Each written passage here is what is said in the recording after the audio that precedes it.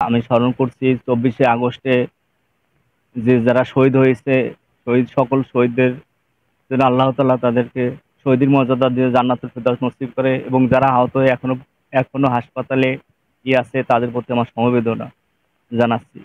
রবিউল ইসলাম ওর আব্বার একমাত্র ছেলে, ও বাপ মার একমাত্র ছেলে, ঠিক আছে? ওর আব্বা, ও এই ঘটনার 3 মাস 20 দিন আগে ওর আব্বা মারা যায়।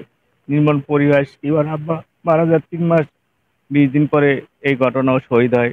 ওর একমাত্র ও যখন মারা যায় তখন ওর স্ত্রী অন্তঃসত্ত্বা 5 মাসের। ওর মা একা, ওর মা কান্না করতে করতে প্রায় পাগলের মতো খাওয়া দাওয়া করে না, সবসময় শুধু কান্না করে, ঘরের ভিতর থেকে। আর সেদিনকে ছিল 5ই আগস্ট। ও বিকেল 5টার সময় আমার সামনে থেকে আসে হাউস বিল্ডিং দিক আনন্দ মিছিলে দেখার জন্য, ঠিক আছে? তখন এরপরে ওকে আমরা লাশ হিসেবে পরে পাই। আর কি হয়েছে, কিভাবে যে কি হয়ে গেল কিছু বুঝতে পারলাম না, ঠিক আছে? ওখান থেকেই ওকে নিয়ে আমি বাড়ি এসে দাফন করি।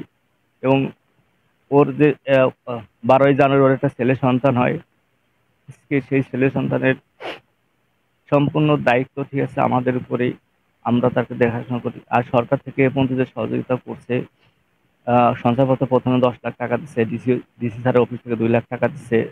তারপরে আহ, শহীদ জুলাই ফাউন্ডেশন থেকে 5 টাকা দিচ্ছে। সব অনুদানই আমরা পাইছি, কিন্তু সব অনুদান পেলেও কি আমরা আমার সন্তানকে পেয়ে পাইনি। আর আজ গত রাতে ওর কবরকে কি করা হয়েছে, এখানে টিএনও স্যার এসে কাজ উদ্বোধন দেখাশোনা করে গেছে। এখন আবার আসবে টিএনও স্যার এসে শহীদদের পাশে দাঁড়াইছে, ঠিক আছে? এটা সরকারকে আন্তরিক ধন্যবাদ জানাচ্ছি। এর সাথে সাথে সরকারকে আরো অনুরোধ জানাই যাতে এই ফ্যাসিস্ট সরকার শেখ হাসিনা যাতে আর পুনরায় বাংলাদেশের আহ, এই ধরনের না করতে পারে। আহ, এবং তার যে দোষরা আছে, দোষরা যাতে ঠিকমতো বিচার দৃশ্যমান হয়, সেজন্য সরকারের প্রতি আকুল আবেদন জানাচ্ছি।